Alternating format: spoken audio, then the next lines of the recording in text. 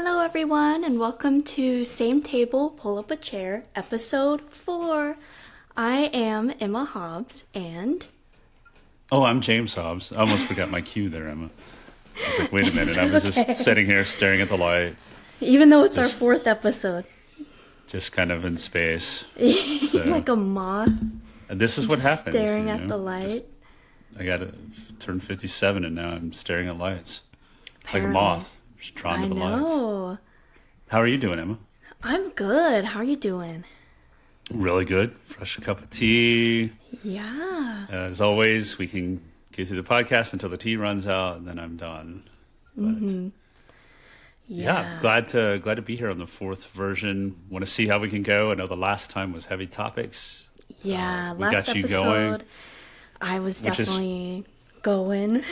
We didn't have time for games, which this episode we're going to play like 2 separate, but we're going to have like a game and then maybe some Reddit stories, which we did on, I think, episode 2, if y'all watched it, watch all of our other episodes before you watch this one. Or it won't make sense. Awesome. I know it wouldn't make sense. And if it's your kind of thing, great, like, subscribe, whatever.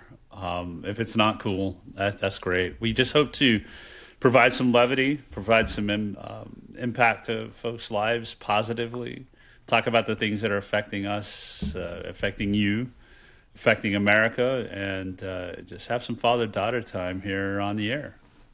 Yeah. So pull up a chair, right? Pull up a chair. Like we'd say, pull up a chair. Same table. Yeah. So I think first we're going to talk a little bit about, last episode we talked about, what was it? You wanted to talk about something this episode. So I talk about a lot of things in generalities, especially the last episode, as we were going through these. And I wanted to get a little more detail. So the book provides specific blueprints on what needs to change in the country. Not only is it like the opposite of hillbilly elegy, it's memoirs, but it's got a plan. I'm just not going to tell you that there's a bad culture or something like that out there, that America's broken, but I'm going to describe that America, the people are not broken, the architecture is, the design is, and we can fix that. And that's what the blueprint is. But one of the things I mentioned, we went through this whole list of sort of the floor and where the floor holds, that kind of thing. But the book... Inside the book, I created this thing called the ACWI, the American Community Wellbeing Index. And this index is intended to measure communities. Because if we're going to give communities, we're going to hold them accountable. We're going to give them more freedom, communities, to make decisions. We have to be able to measure that. And the way we do that is outcomes. It's what we do in business. My business career has been built on that, where we don't measure the task being done. We used to do that. We measure, what is the result? How did that impact the business? Is the business better because you did this task? Not how good are you doing task. If you measure how good are you doing tasks, people do tasks, but you're missing the bigger picture of, did it make the business better? Did it make it more profitable? That's exactly what we want to look at for the country is, did it make the country better? Did it make your community better? So we'll measure outcomes, not specific tasks. And that's a change. It's a change for government to start looking at outcome-based measurements, not just, did you do X and Y, right? Like, no, we're looking at Z. So it's called the American Community Wellbeing Index. It's part of the book. And in that book, there are 7 dimensions. And I'm just going to, you can see my eyes go this way. I'm kind of going to read you some of the dimensions here, because we talked about some specifics there. So, and it's all about measuring the 7 dimensions of human flourishing. Right? How do humans not just survive? How do we flourish? So the first one is physical health and longevity. This has to do with measuring the medical outcomes, right? Like we talked about last time. Life expectancy, mental health crisis rates, maternal mortality. A community making its people sick is failing the most basic measures, right? If your community, people are sicker there than they are anywhere else in the country, there's something you're doing wrong. Mm-hmm. So that's what we'll look for that floor to trigger. Yeah, the floor's got to come into play. We can't have maternity care deserts, for instance, where women can't get access to maternity care. In this case, the trigger would be like for 3 consecutive years, you don't get access to maternity care. That would be a trigger. Education, so literacy, numeracy. By the end of the third grade, you have to have those things. We'll look at graduation rates, secondary attainment. Children not reading proficiently by the third grade are 4 times less likely to graduate high school. 4 times less likely. Got to get to those kids early. We know that. We've been doing this a long time as a country, educating kids. We know what works. We know what looks bad, and we know the outcomes. Get those kids reading early, they graduate high school. A school system in which a defined share of children fall below that line for 3 years will trigger this. Economic security, median incomes, cost of living, poverty rates, all the typical things you're used to hearing, housing burdens. But the communities get to decide how they're going to deal with these things until they're failing at it. A community whose poverty rate sits at or above 20% for a sustained window with deep poverty becomes the floor, right? We have to protect those communities and step in. So community participation and social connection, and that's an important measure. So we're going to measure voter turnout, civic organization, those kind of things. Safety and security is another one of the 7 dimensions. Violent property crimes, child welfare outcomes. We will measure all of those things to make sure that we have a community that can function as one community. Some other ones in the dimensions are happiness and life satisfaction, right? This has become a more popular measure with entire countries, with some of those Nordic countries rating really high in happiness and life satisfaction scores. How happy are people? And that's the measure, right? Right now, like we can measure all these other things. How happy are you? How happy are they actually? Like, yeah, you could have like amazing measures, but the people are depressed, and it's like there has to be a reason. And this isn't as popular these days, right? It's been devalued, but environmental quality. How is your air and water? Do people have clean water to drink? Do they have clean air to breathe? Well, I think that's a huge thing. It has to be huge. Yeah. It has to be huge. Yeah. You can't just poison your land and call your community good, right? Yeah. Like, you can't allow that to happen and then just call it a good community. So what I realize, and I even state this in the book, is that no index is perfect. But this index is better than nothing. And that's the bar. We're going to be better than nothing. We're going to improve on that.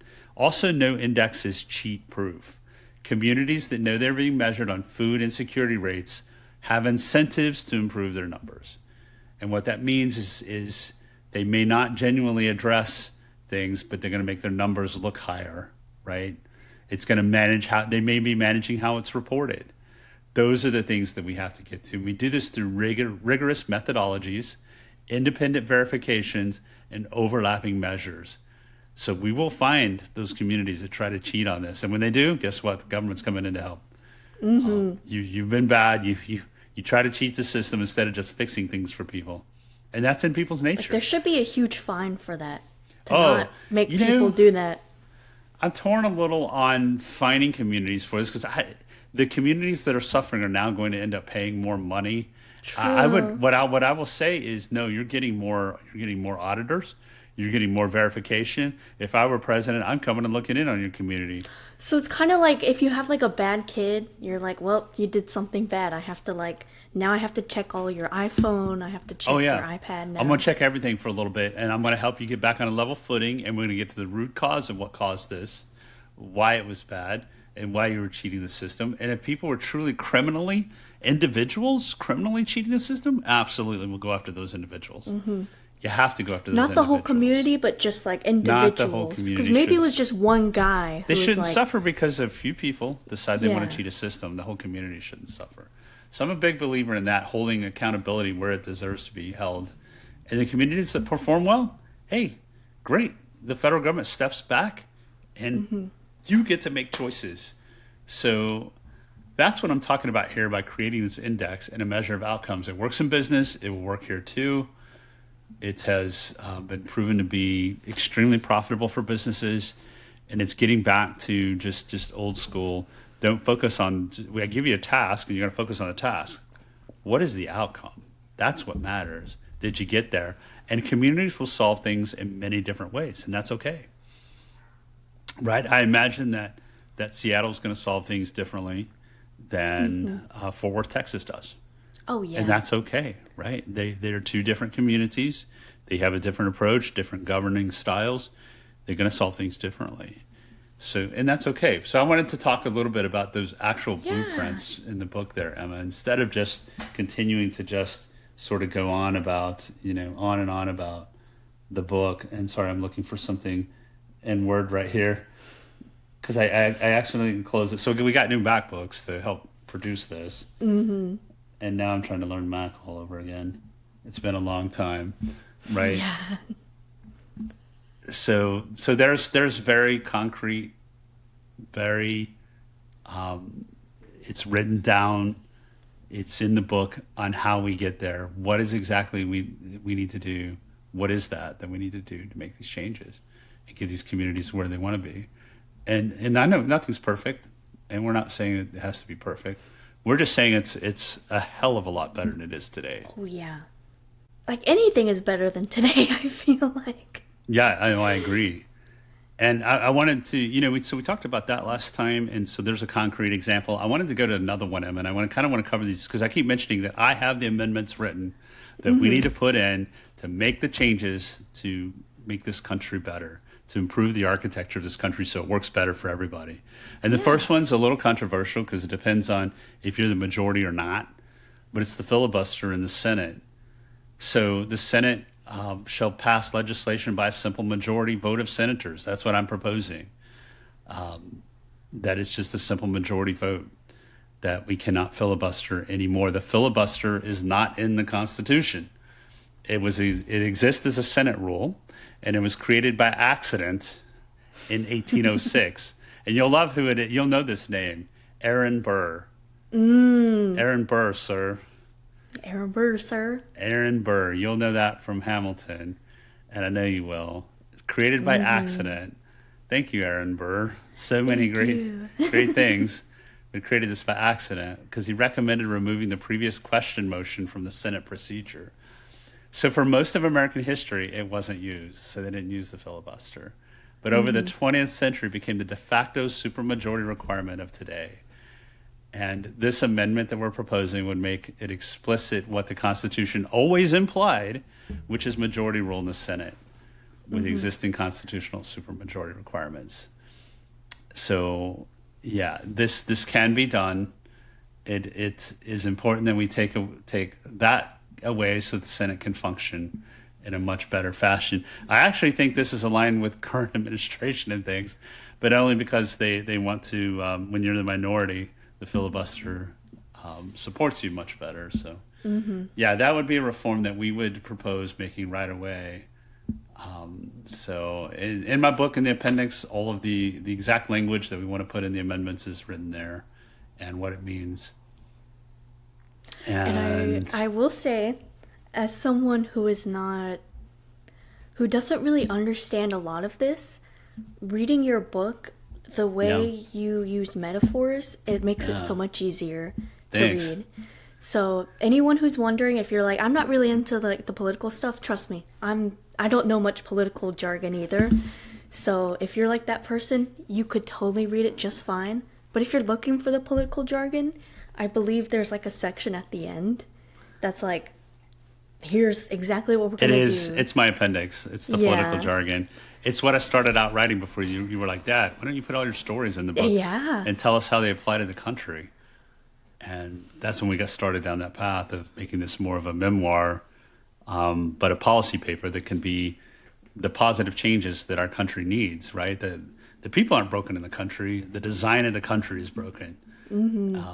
The founders knew that from the beginning. They compromised on it, and they made compromises so that they could all get together and form a country. But those compromises have now, or compounded, like compounding interest, they are now so large that that they've caused us to have a country that the founders never intended, a design of the country. So the people aren't bad. The design of the country is bad.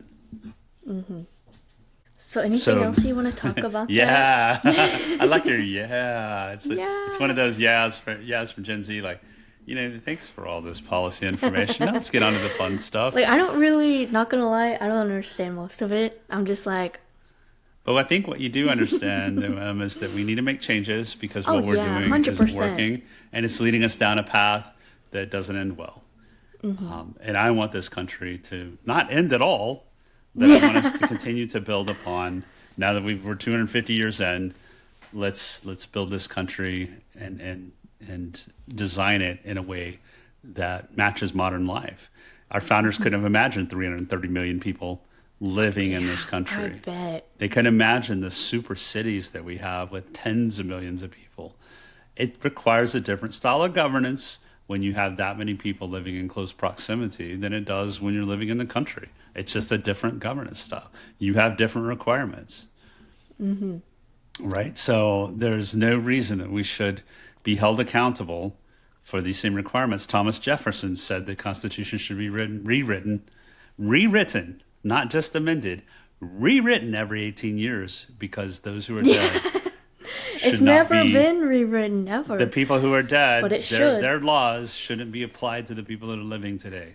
Yeah. Or 18 years later even. So you just take those philosophies from some of our greatest thinkers and engineers and imagine if they were alive today. That's what this book tries to do, is to re-engineer things in a way that makes sense for a country, that gives the most freedom to the most people, the most choices to the most people.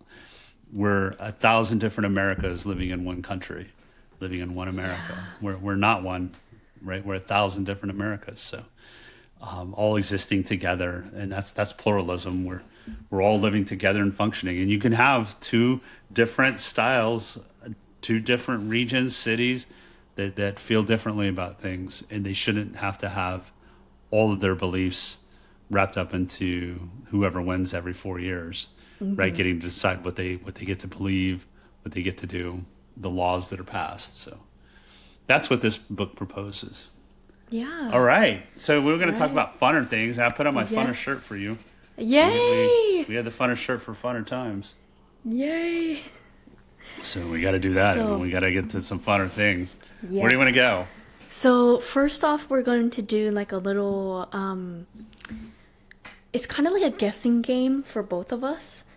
First, I'm going to give you a bunch of, that sounds fun. We're going to go like, I'm going to give you an item from Erewhon, which, do you know what that is? I have no idea what that is. So it is like a luxury grocery store in like Southern California. And Erewhon. How do you spell Erewhon. that? Erewhon. Erewhon. Oh, I would have never got there. Erewhon. Yeah, okay. So it's And why does it exist? couldn't tell you. So you don't shop there, but you're aware of this thing. No, it's only in California. Oh, okay. So Well, I like California. I do too, but Yeah.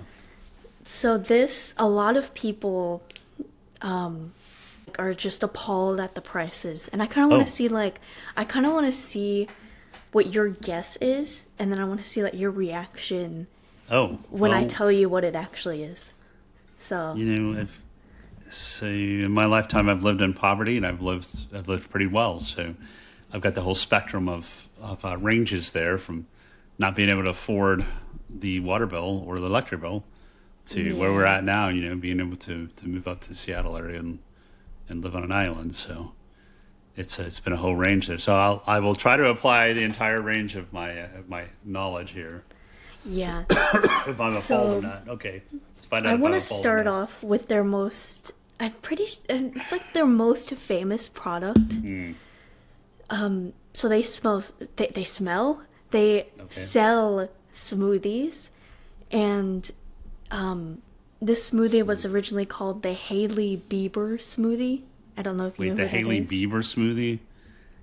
I do love smoothies, but I can't remember having smoothies growing up. We had 7-Eleven Big Gulps and slushies. Oh, We had slushies. It was just that. like ice with Coke in it or something. It was slushy. Yeah. But this, so Hailey Bieber is married to Justin Bieber, I believe. And she's like famous or whatever. And so they make smoothies out of, I was going to say they make smoothies out of famous people, but that sounded wrong. That's probably, it kind of reminds me of Fight Club, using people's own fat to make soap and sell it back to them.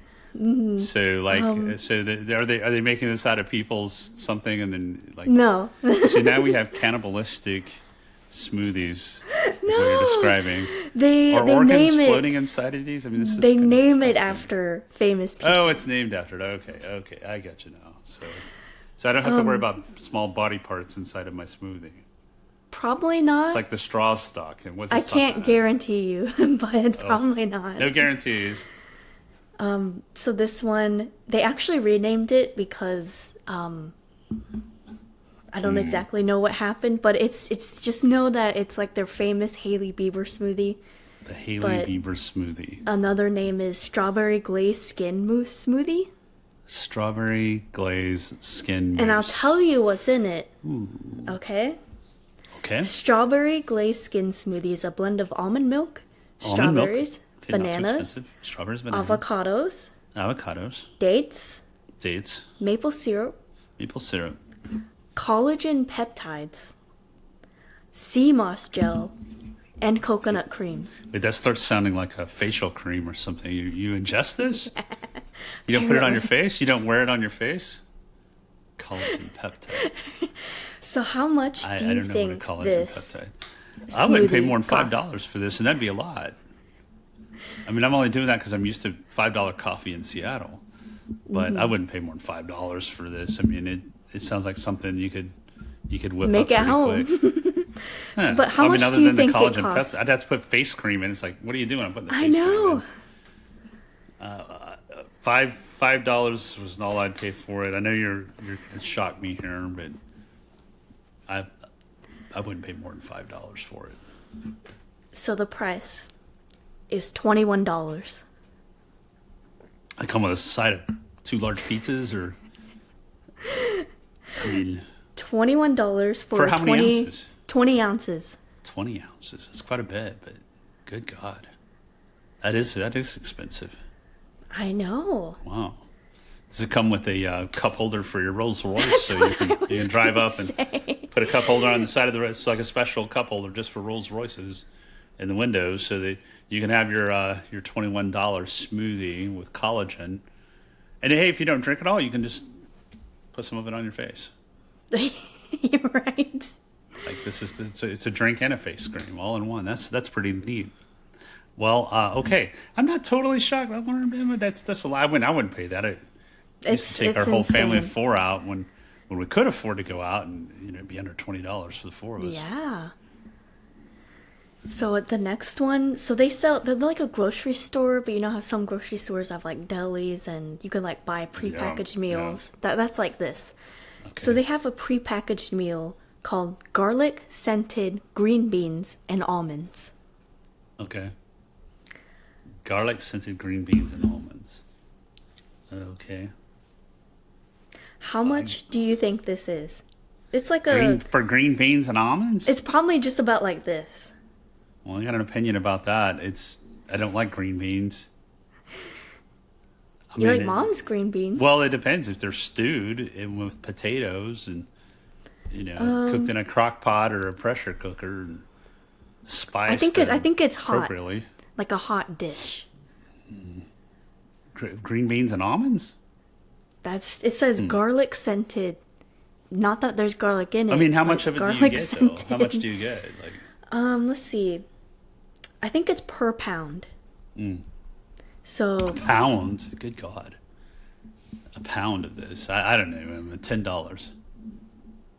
$20 per pound. $20 a pound. Wow. What is this, Wagyu beef? And you usually, yeah, right. So I can have a smoothie and some green beans and almonds for like, $40 or something, right? Mm-hmm. Wow. Yeah. Well, that's a good diet plan. If you're feeding a whole family, it's like... Good God. How do you... I mean, that's not like practical American go feed your family. I know. Here you go, family. It's a $200 meal of Yeah, just green collagen beans. Slurpee and green beans. So this next one is also per pound, but this one made me so mad. So it's It just makes you mad. mashed potatoes. Oh, it makes you mad. Just Just mashed potatoes. They're I don't. so easy to make. I can make mashed potatoes. I don't make many Yeah. things. Mitzi's such a good cook, my wife. Your mom. She's such a good cook that why should I even try? Because I cannot. I'm just simply going to fail at the meal, and we're going to have to order something. Unless it's steak, I grill. I make stuff outside. I can do that, but as far as anything else, what am I going to do with that? So yeah. So just mashed potatoes. Anything else? Just mashed potatoes. Any other ingredient? So it says mashed potatoes feature carefully selected potatoes blended with milk, cream, roasted garlic, and butter. Milk, seasoned with salt and pepper. Cream, roasted garlic, and butter. And everything is organic, by the way. Oh, organic. Apparently. Well, I was assuming the potato was not a synthetic potato of some kind. I know. It says organic potatoes, organic milk, organic cream, organic roasted garlic. What does that even mean? Organic I think I saw a study where it doesn't mean anything. Organic pepper. If you know if that means something, put it in the comments. Yeah, below. I will. But if organic, I'll put in like an edit if I find it. But, you put an edit in, and the viewers tell me if there's something. But I feel like it's a potato. It's in the ground. I don't know. Is it free range potato? Like, what does this mean? I mean, I guess it could be hydroponics, where you're growing potatoes hanging from a vine somewhere in some facility. So maybe that's like not organic, but it's a potato. It's in the ground. I mean, yeah. So how much for a pound of potatoes? Yeah.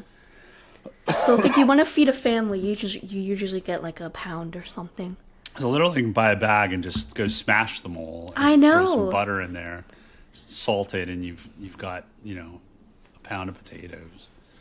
So I will say I'm going to go on the high end on this because I don't know anything about the prices. Your mom would have better answers. But I'm going to say $10. $15.50. Oh, so I'm not too. I'm at 2/3 of the way there. Potatoes. Wow, that's a lot of money for just mashed potatoes. Stuff that you can just make at home. Mashed potatoes. Does it come with collagen? No, not this one. No collagen potatoes. Apparently not. Can I put it in a Slurpee potatoes? Yeah, right. Smoothie potatoes. That's what you're saying. Smoothie put potatoes. It in the drink. Oh, that sounds disgusting. I love my mashed potatoes, though. So I have a question for you on this, though. And maybe it says in there, skins on or skins off with mashed potatoes. It looked like it had a picture and it was skins off. You're losing all those nutrients in the skin. I know. At least that's what I've always been told. If somebody knows differently, please post below. But I'm told there are nutrients in the skin. I've heard that my whole life. Maybe I'm wrong, but I like it with the skin on. It gives it a little different texture and flavor. I'd rather have the mashed potatoes skin on. Same with French fries or what. Just skin on, right? Like, skin on those bad boys. No reason to peel it. Now, if there's a reason to peel it, somebody put it in the post. Maybe there's a health reason or some. I don't understand why we peel those things. I guess because it came from the ground and then maybe it's safer. I mean, you wash it. I hope that you wash it. Oh, yeah. They get washed thoroughly. You wash it really good. They get a little potato bath and a little potato jacuzzi. Yeah. Going and they get washed really good. Of course they do, but maybe somebody knows that's listening.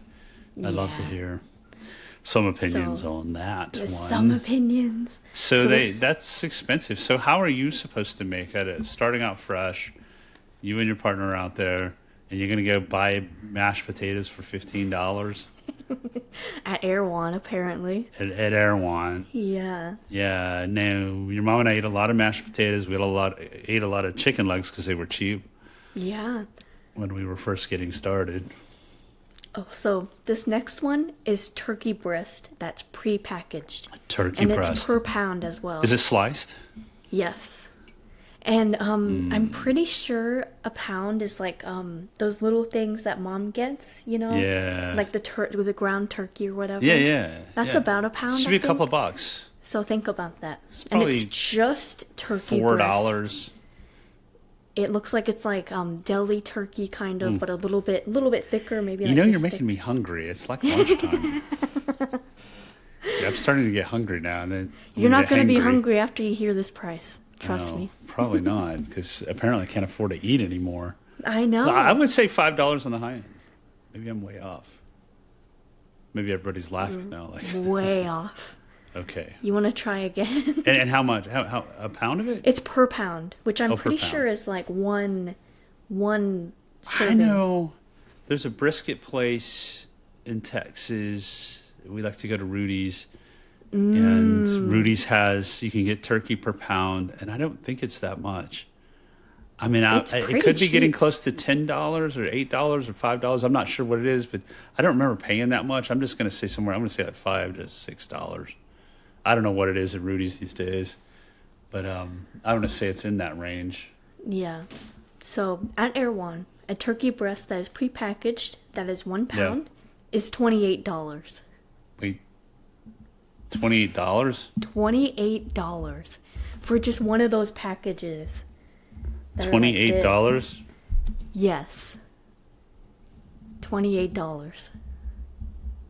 And you can find them. You can literally find them at like Fred Meyer or something, or Kroger, for like what you said, like $5. Like they're so cheap everywhere else, but they're just like, nope, $28. $28. I'm pretty sure I've never paid $28 for that much turkey. I mean, good. I know. God. It's not a lot either. I'm going to be careful not to actually order something. I'm actually going to the Rudy site, and I wanted to see what a pound of turkey would be there, because I'm pretty sure it's gone up. I used to go there all the time, like 10 years ago. I'd go all the time. Loved some Rudy's. It was so good. I do miss barbecue though. Mm-hmm. Being up here in Seattle, there's a couple of good places. Don't get me wrong, there's a couple of good places, but yeah, it's just not the same. Yeah, it looks like. So how much did you say it was, Emma? $28. $28. It's $20 for a pound of turkey. But that's like cooked, $17.99. Smothered in sauce. Yeah. And it's at a restaurant. It's at a restaurant. Wow, that is expensive. And that has gone up. I've noticed the prices used to be cheaper. It used to get meat much cheaper. So yeah. Yeah, it makes it tough. I guess you'll be a vegetarian. I know. Honestly, well, you can't afford the mashed potatoes, so apparently not. I guess you're not going to make it on that either. Yeah.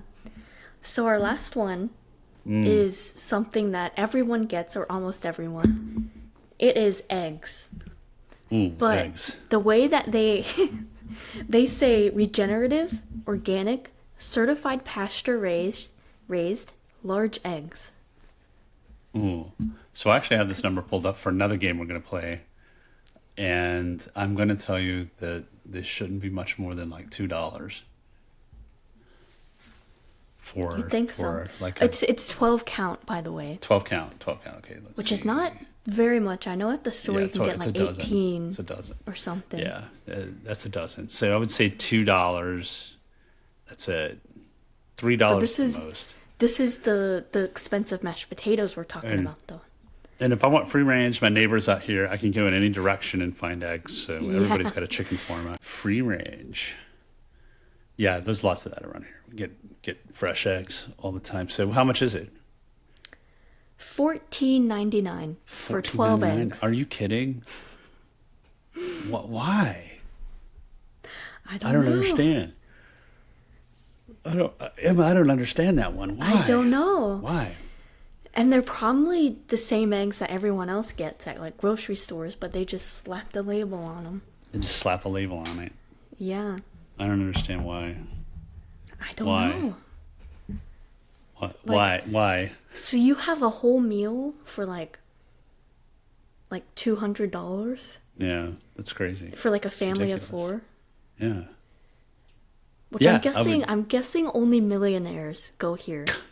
So it's not like yeah, it's probably they're probably richer than that, Emma. Let me tell you. Billionaire. I was going to say I don't know that millionaires could afford that these days. Start paying those costs. Yeah. So now that's shocking. That is shocking. I could have our entire grocery bill for the month used to be $50. Right? This was the 90s. Now you get to tell me Prices. So I get to guess basically the same thing, but I guess prices from when Are you you gonna tell me were the my game? age. Okay. Yeah, hold on, I'm gonna set it up. At some point, I'll have the camera looking in the right direction, so I'm not like I doing this. know. Like, hi everybody, and then I'm looking off. Yeah, I get it. We're still working on it. We're gonna learn, get better at this. But I'll tell you what. So I'm gonna start with eggs since you started there. How much? What is the price? Now this is not. We're gonna cover inflation in a bit because you're gonna be surprised about something. But I want to cover that at the end, inflation and what the costs actually are. So this is 1976. So we just celebrated the 250 years of our country, but the bicentennial was in 1976, and I actually remember that. I went to the parade as a small child, and so 1976. So these are prices 1976 from that to the 250 years of America here. Let's talk about the difference. So just in pure dollars, the actual cost at the time, not inflated, not inflation adjusted. So 1976, what did a dozen eggs cost? Grade A large. I would think like 99 cents. Ooh, ooh, 99 cents. So that's not bad. I think you're going to say everything was 99 cents. It probably is like You're going to be like 99-cent 1 cent. tacos. I remember when they were like 29 cents or 39 cents. You're not far off, so 84 cents for a dozen eggs. Imagine that, just $1 and you got your eggs in there, 84 cents. Wow.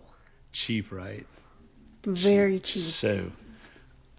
So according to our sources, in 2026, those are $2.25. That's not bad. Because I remember when It's not bad. I feel like a couple months ago it was like $8 for eggs, so that's Yeah, definitely right. not bad. Right. So yeah, it got I can do higher for a while. $2. That's Okay, how about a good. gallon of milk? Ooh. You want a gallon of whole milk? I want a gallon of whole milk in 1976. 1976. Disco. This is disco milk. Disco milk. Disco milk. Not discounted, but disco milk. Yeah. Since you said the eggs were cheaper, maybe like 50 cents? Ooh, $1.65. $1.65 for whole Milk milk. is like more expensive than.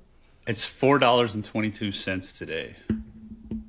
Yeah, that makes sense. That's So about what it is. $4.22, $1.65. It's about 2.6 times more expensive today in just pure dollars, not inflation Yeah. adjusted. Okay, this one's going to get you. You're going to like this one. You're going to like this one. So white bread. So a pound loaf of white bread. This is like sliced bread. Like the Wonder Bread or something. Yeah, like Wonder Bread, 1976 Wonder Bread. What does it cost today? We'll start with the reverse. What do you think? What do you pay for it today? Like $1.50? I'd pay around probably like $3, honestly. Okay. So 1976, what do you think it cost? I would say going backwards from like Gotta around go backwards. $3. Here we go. I'd say like Here we go, everybody. 70 cents. Yeah, surprisingly. So about half of that, so it was 35 cents. Oh my god. Take a couple of dimes and a nickel, 3 dimes and a nickel, and you got yourself some bread. Oh my Now, this god. is 1976. Now imagine at these prices, our family was still poor. We couldn't afford this. We couldn't afford fresh bread. We had to get day-old bread. We could not afford 35 cents for bread. Wow. Literally. Isn't that crazy? That is You would think we'd be able to go down and have crazy. as much bread as like, hey, the pantry's full of bread. Yeah. No, I didn't know what Dad made back then, but it wasn't very much. And he worked 3 jobs at times. And you would think he'd be able to like, here's some dimes and a nickel. Like, go buy some bread. Yeah. That wasn't So the case. what's inflation? Oh, so that's 4.2 times the amount. And I'll give you the inflation number that we're going to use here in a bit, because it can be argued what number we would use, but I'm going to tell you whether that was cheaper or more expensive inflation adjusted. Ground beef, so a pound of ground beef. So I want some meat.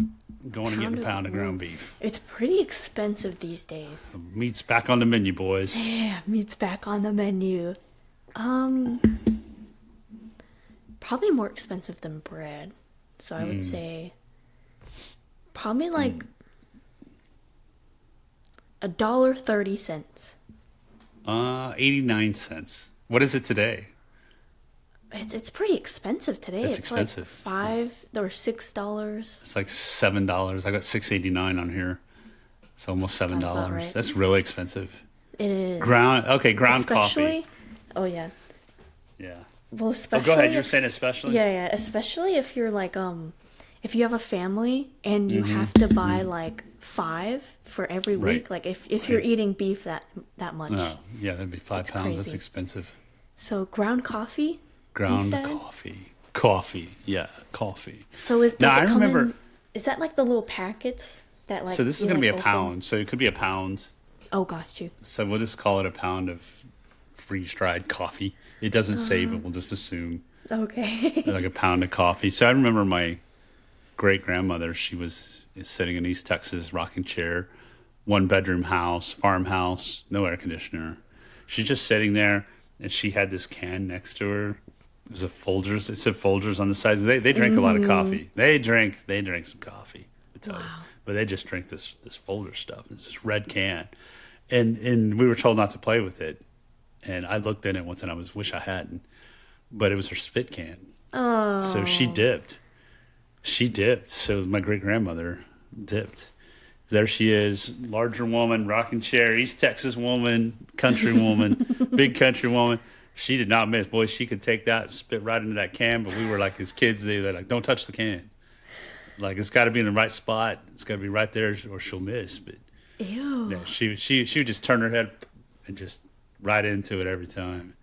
Wow. And I was like, at the time as a kid, you're just like, where am I? Like, what is this? What is this dip? And I'll tell you one more story about dip, because the reason I didn't dip, I think Riley's got a dipping addiction or something. And my dad did, but my grandfather Archie. So, and we'll get back to the game in a minute. There's a good story about how he used to have this. It was called Red Man. It had a picture of a Native American on it, and it was called Red Man. And he dipped all the time. He just pulled this stuff out. And I was like, you're a kid and you're like, I want to do what the adults do. I want to be just like them. I want to be adult. And so everybody's sitting there. The family's all sitting around talking and having a good time. And I'd walk up to him and like, hey, can I try some of that? And he's like, sure. Take as much as you want. I grabbed a handful. I shoved it in my mouth. And I was coughing and gagging. I had to go find the bathroom, and I was coughing and gagging that stuff up like you wouldn't believe. Just like I'd swallowed a bunch of it. Oh, it was nasty.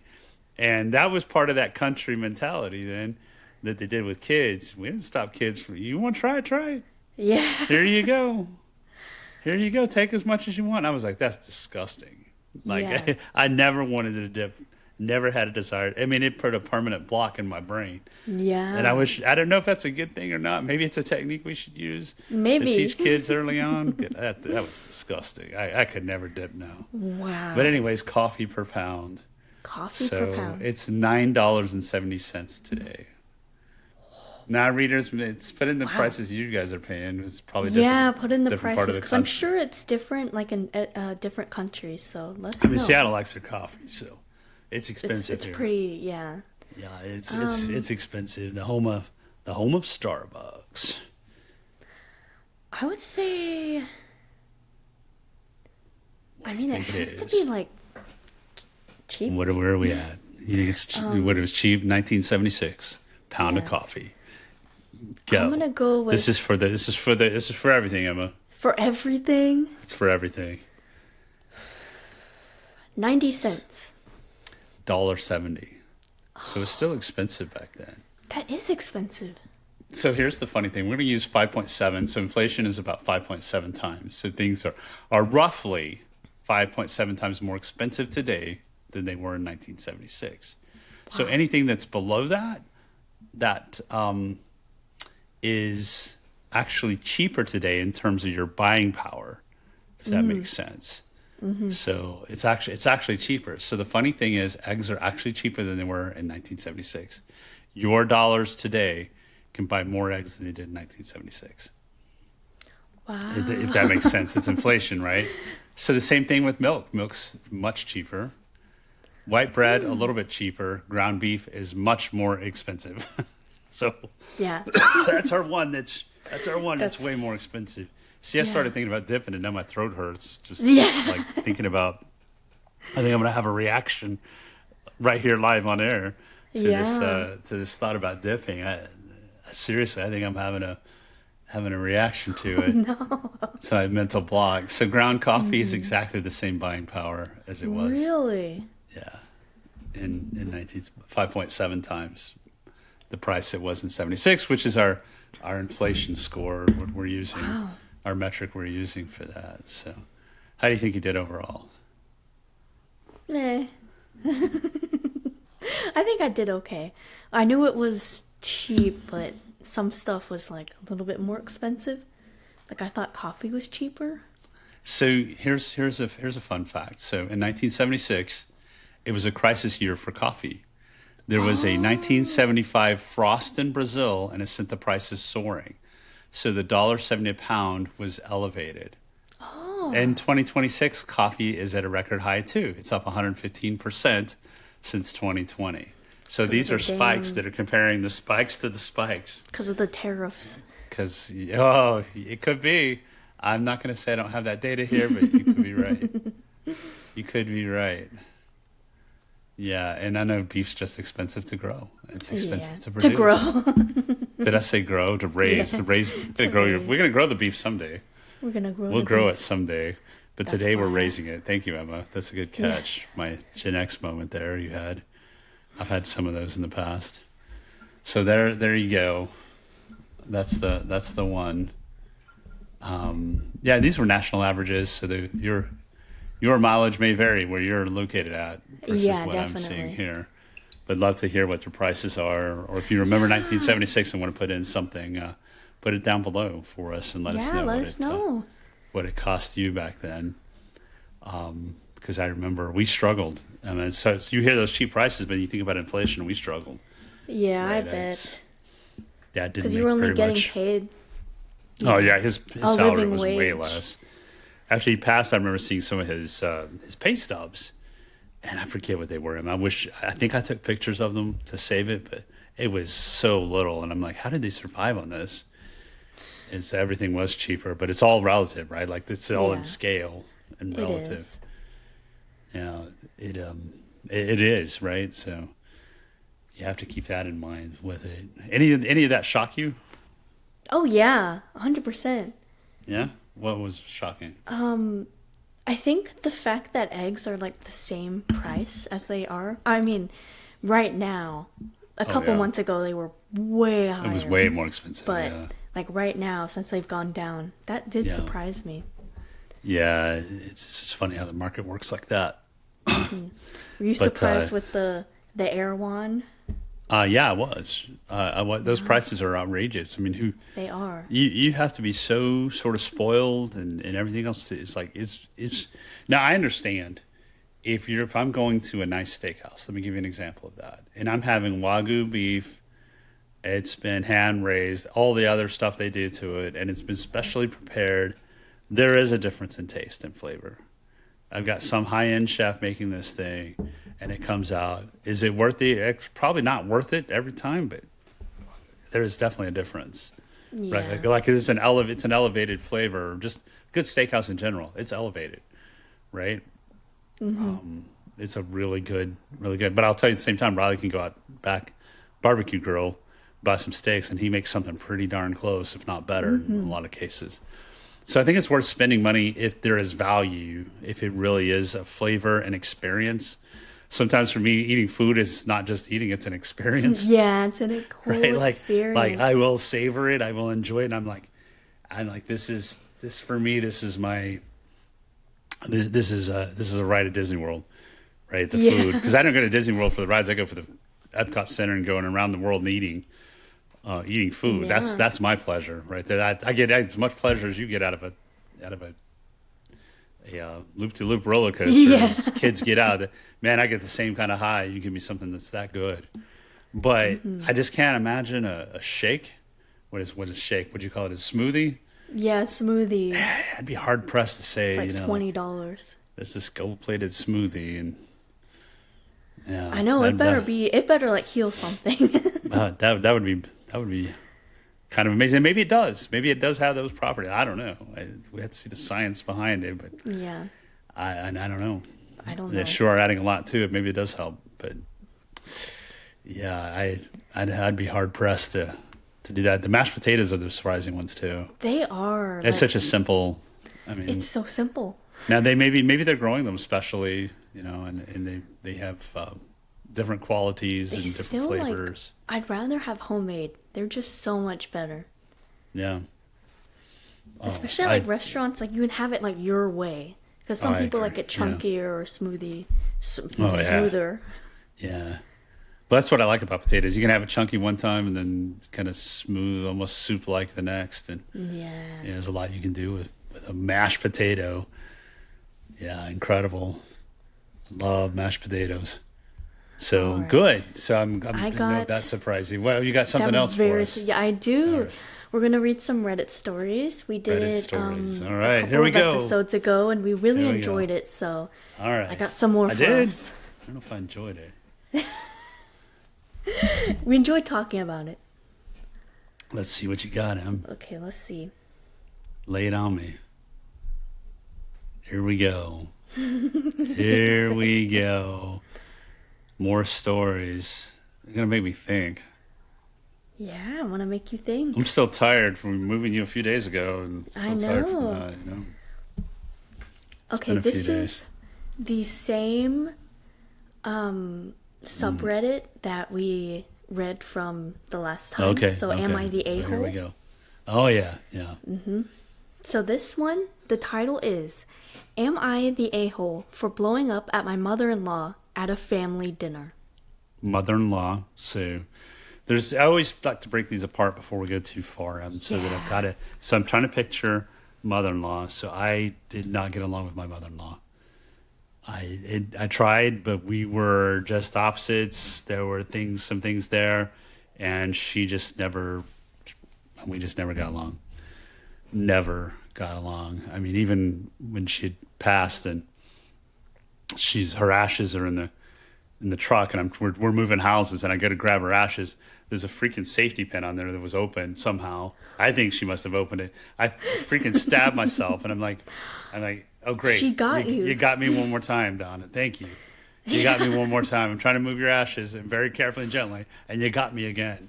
Thanks for that, but I didn't get along with mine, so I may have some bias here. That we'll keep an eye on that bias. But so he blew up at his mother-in-law at a dinner. Was this at a dinner? At a family dinner. So in front of family. I have kind of problems with a couple of things already, and you haven't even told me the story. Dinner is for eating. Like let's save the conversation, and we already talked about how it's a pleasurable thing to eat. Like let's carry the conversation later. If I'm eating, don't be talking stuff, right? Like please shut up and let me eat, and have a pleasant. I don't want to be upset and then have it be unpleasant digestion because I'm upset. Yeah. I want to be able to eat, savor my food, and because I'd be like, no, hold on, mother-in-law, hold on there. Let's talk about this after I eat. Like, let's just wait. So, okay, tell us the story. So this says throwaway account, which is like an account that you can use where no one knows who you are. Yeah. Since my husband is an active Reddit user. I, 23-year-old woman, have been married to my husband, 24-year-old man, for 3 years. So they got married when she was 20. Yeah. Wow. What is this, 1976? Get married at 20? I didn't think you kids did that these days. No, we definitely don't. I don't know who these people are. Okay, so there's a lot it tells us something about them. We were high school sweethearts and have been best friends since elementary school. He's still my best friend to this day. Wow. I've never had a great relationship with his mom. She's difficult to talk to and conversations are usually very shallow, gossiping about neighbors, complaining about the landscapers, etc. Almost a year ago, my mom passed away, which still feels surreal to write. She truly was my soulmate, and I'm incredibly grateful to have had her in my life for 23 years. Wow, she passed away early. I miss her more than words can describe. No doubt. Sorry to hear that. My husband's family really stepped up during that time, supporting us financially with funeral costs, managing affairs when I was deep in grief. I'm genuinely grateful for their help. Wow. Fast forward to now. We're expecting our first baby. As excited as I am, I'm also deeply saddened that my mom won't be here to guide me through this. Well, We've always talked about what my kids would call her. We settled on Grams. Grams. Grams. Well, I'm sure that she would have loved being called Grams. Oh, yeah. Now to the incident. We were celebrating our pregnancy at dinner with my in-laws. Celebrating the pregnancy. Okay. Fantastic. Of Happy course. times. Yeah. And my mother-in-law asked to make a toast. She laughed and said, "I'm so grateful to celebrate a new addition to our family.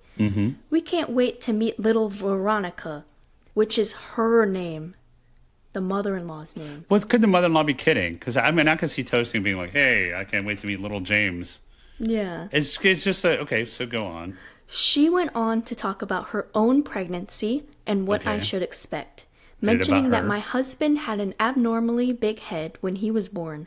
Then she said, "I look forward to being the favorite grandma to Veronica, since of course I'll be the only grandma." Oops.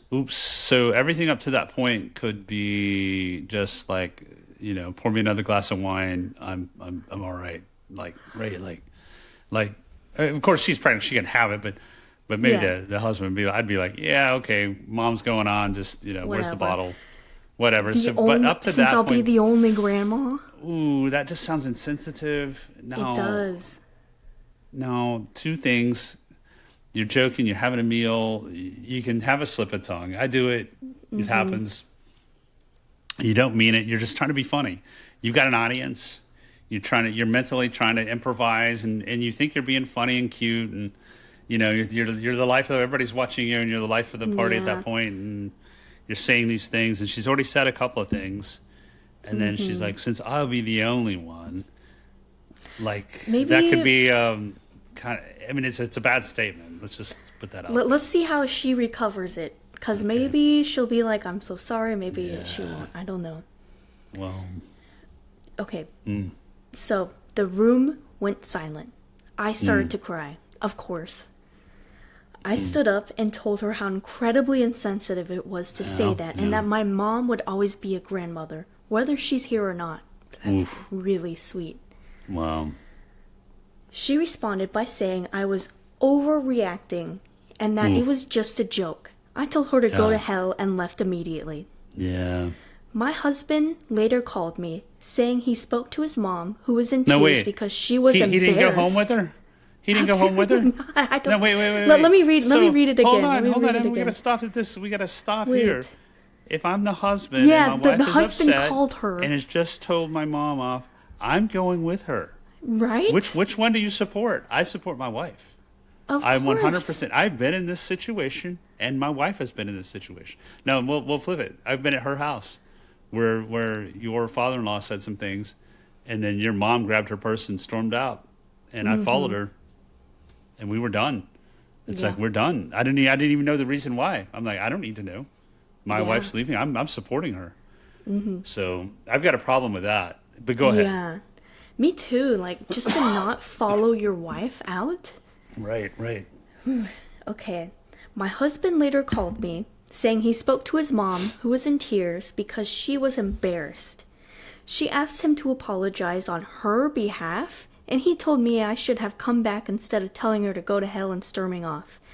I'm currently staying with my sister and haven't stopped crying since. She supports me 100%, but I really want to know, am I the a-hole? Nah, Hell not at no. all. In fact, that husband, she made the right choice there, because if he's not going to support her, if he's taking his mom's side, he's just wrong.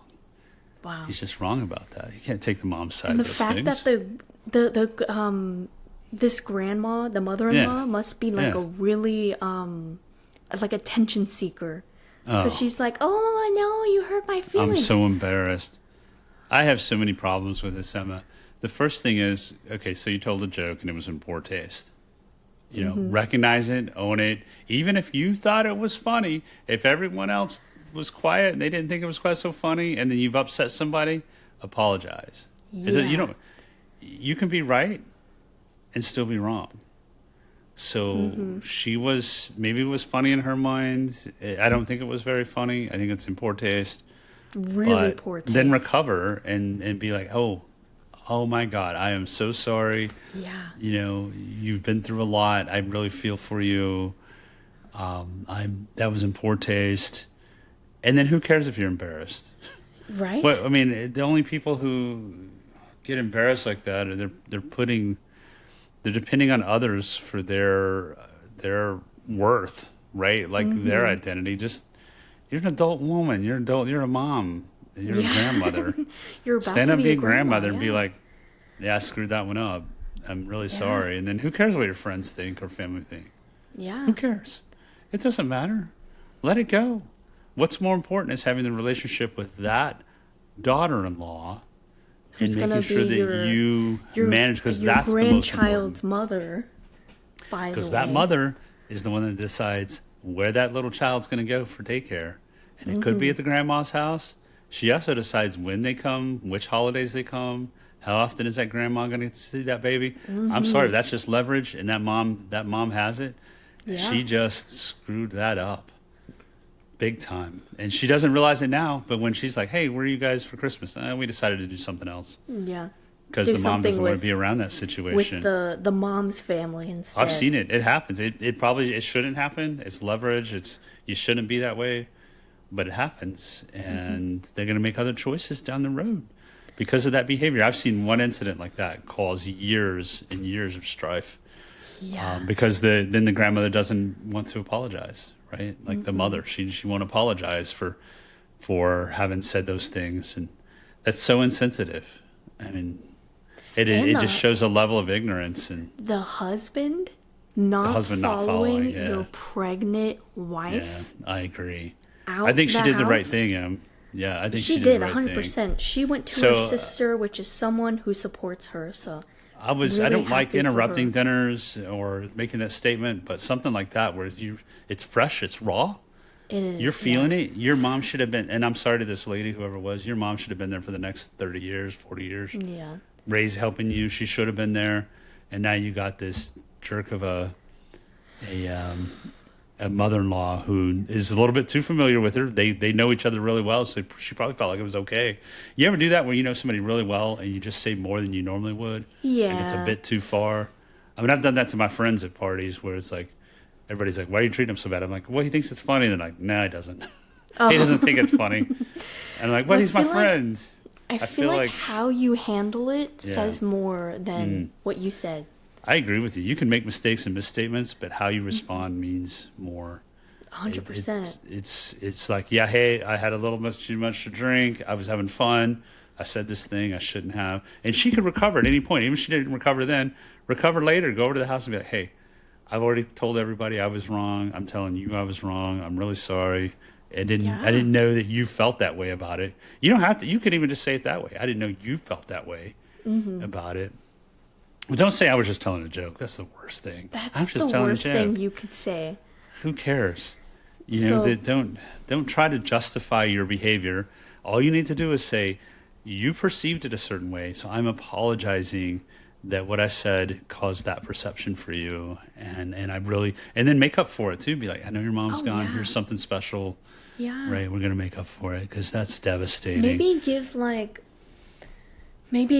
the ashes and like put in like something really special. That's do like something. Number one do grandma something or something like that. Do something from that point forward because I guarantee you know what's happened? That baby's not going to be named Veronica.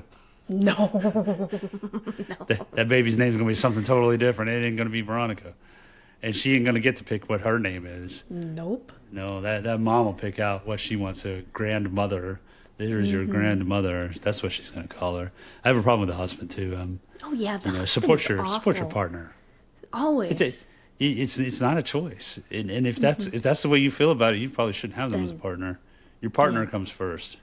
100%. You know, there's work, there's partnership, and then there's the rest of your family. And I think too many young adults don't realize that they get too attached to their family and can't let go. And it's like, no, your partner comes first. It's like you, and I know you're going through. You have a pretty good relationship, Em, and I do. And I expect you to choose her first. Like, of course, yeah. We want you to come do things. We wanted you to come vacation with us a month ago, but we know that you had other obligations and things. It didn't hurt our feelings at all.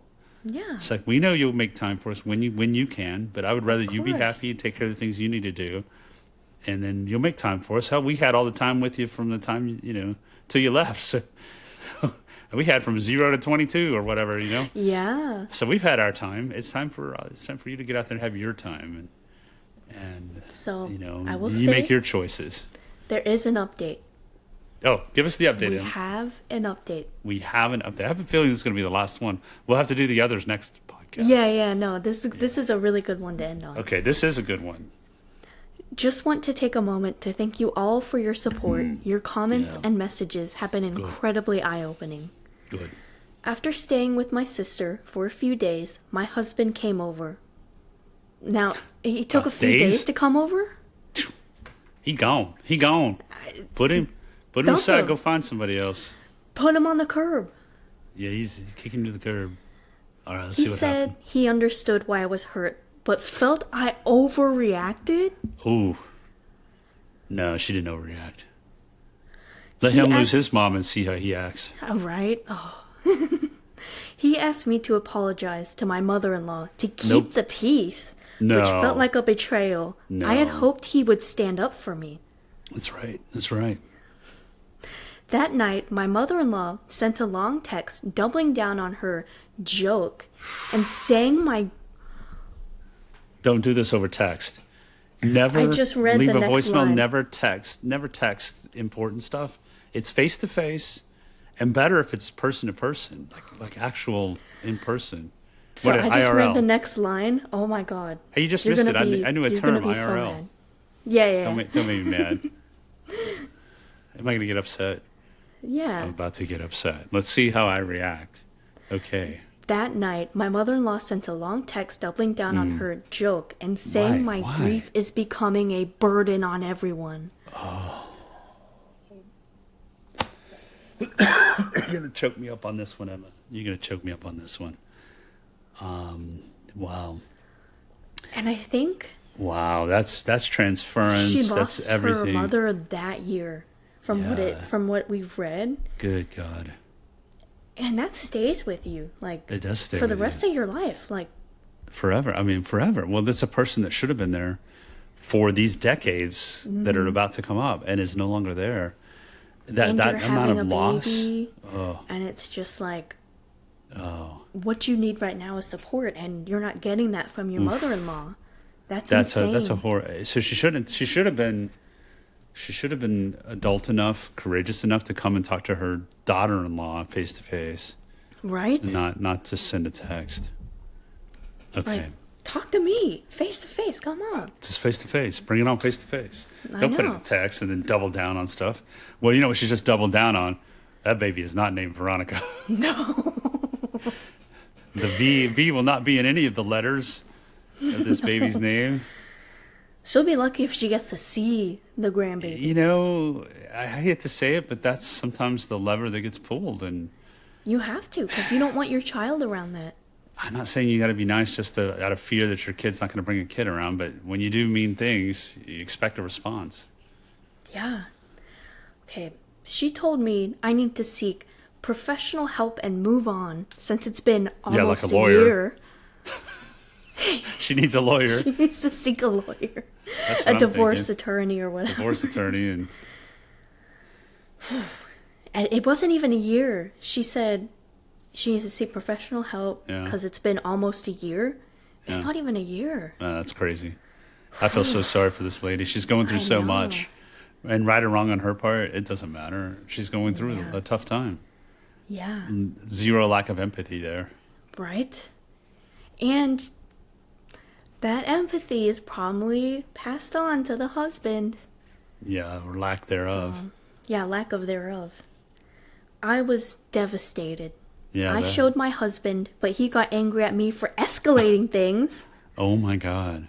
This dude needs to be gone. He said I should make peace with her for our child's sake, and that no. and that he didn't want to be caught in the middle. He is in the middle. Dude, it's your mom and your wife. Yeah. What I can't say what I want to say, but I just want to say he lacks courage. He does. He lacks the qualities wife. of a good person. And then I'm still about sort of this whole men should be men and stand up and do the right thing and be chivalrous, and there's no chivalry there. I'm really sorry this happened to this lady. Not only men, like anyone who's your partner, you should stand up for them. You should 100%. stand up for them. I totally agree. So she goes on, I've decided to take some space and stay with my sister. I'm really struggling to come to terms with this. This whole situation had made me question if my marriage is right for me. Yeah, this is good for her. And my baby. That's right. I need an environment where I feel respected and supported. Yes. And I don't feel that way right now. Then if you don't, it's not going to change. Yeah. Go find that environment. Yeah. But it's not that one. I told my husband that if he wants me back, he needs to show me he can stand up for me. I'm putting myself and my baby first. That's right. I don't know what will happen next, but I know I deserve better than this. She does deserve better than this. My sister and I are currently turning her old office into a room, preparing for Rosie's after my mom, Rosie. Rosa. There you go. Oh, that's so cute. After her mom. I love it. They've been prepping for her arrival. I feel truly blessed to have her support. Thank you again for all of your support. It has meant more than you know. And that's it. She's making the right choices for herself. She is. We talk about this a lot about in life, you have to make choices that are the best for you. And no one's going to make it for you. And she could have stayed in that situation, and many women have, and feel disrespected, it was gaslighting. She did the right thing. And you could argue maybe not at dinner or wait, but it's a reaction. Her mom just passed. I don't blame her.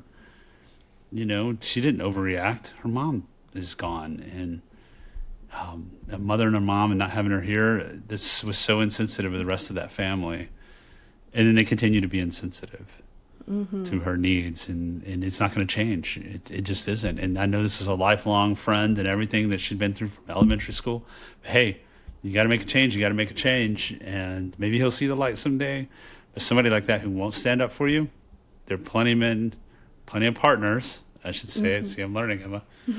Plenty of partners that will stand up for you, that will do the right thing. You don't need to settle for this. So don't settle. There's find the partner that will support you. There's just a comment that I want to read here because it's really funny.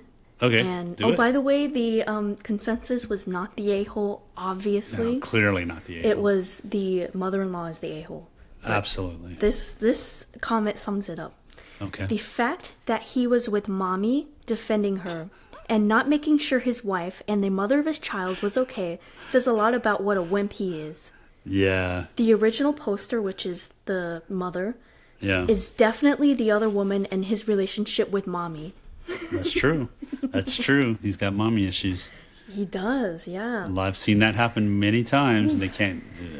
These men can't let go, and their moms can't let go of them. Let them grow up. Yeah. And they end up with these mommy issues, and it's like, no, he should have supported his wife through the whole thing. He should. That's called growing up. Being mature, being an adult, and an adult relationship. He needs to grow up some more. Go back home, stay in your room you grew up in, and when you've grown up a little bit more, come out to the real world. Right. We welcome you with open arms when you're ready to adult. Yeah. That's a good story. I appreciate you sharing that one. That is a good story. Yeah. That really touches me, and I'm glad that she made the right choices for herself. Yeah. We all have to do that. It's not easy. The baby's named is after her mother, which is really sweet. It really is sweet. No, there's a lot of dynamics that occur between families like that, and people taking sides, and it happens. It's happened in ours. We spent years estranged from my mother-in-law and my father-in-law because of similar issues. And when it came down to it, your mom took my side. Yeah. She always chose my side of things, and she supported me, even when it cost her communication with her family. And we talked about it, and she did the same thing. And I did the same thing on my side for about a year. We didn't talk to my parents because they had been said some mean things and done some mean things. And we're like, okay, when you guys grow up, we're ready to have adult conversations and not threaten each other, then we'll get back together. But, these things happen, and they're really tough because it's a lot of lost time. You don't realize how valuable that time is. And that grandmother, there's only so much time you got left. I'm feeling it now. You only got so much time left.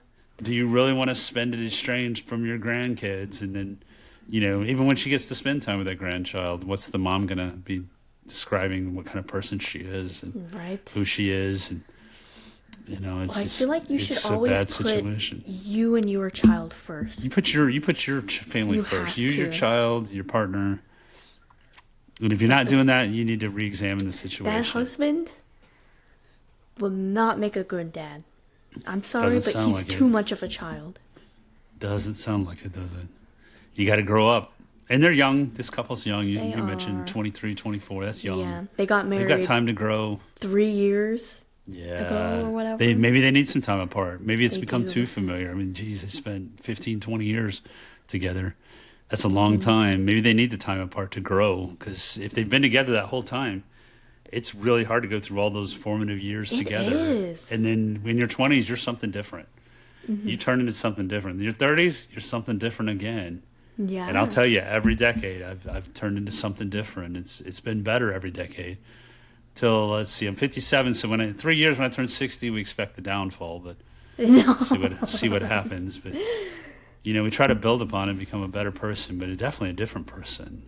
Wiser, more mature. Maybe that guy will be more mature at some point. Maybe he'll actually stand up to his parents. Yeah. But good story. Thanks for sharing that one. Yeah. So we're going to call it now? Yeah. We're ready to sign off? Yeah.